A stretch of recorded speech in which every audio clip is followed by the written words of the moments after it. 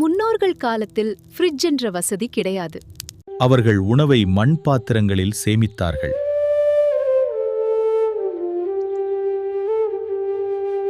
காய்கறி மற்றும் மீன்களை வெயிலில் உலர்த்தி பாதுகாத்தார்கள். ஆம், அது பல நூற்றாண்டுகளாக இருந்து வருகிறது.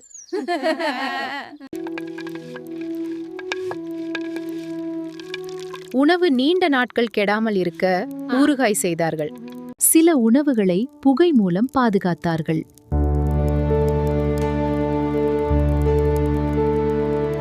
அரிசி மற்றும் தானியங்களை களஞ்சியங்களில் வைத்தார்கள். நாங்கள் பாதுகாப்பாக வைத்திருக்கிறோம். இயற்கை குளிர்ச்சியால் உணவு நீண்ட நேரம் கெடாமல் இருந்தது. முன்னோர்களின் வாழ்க்கையில் பல அறிவு மறைந்து கிடக்கிறது.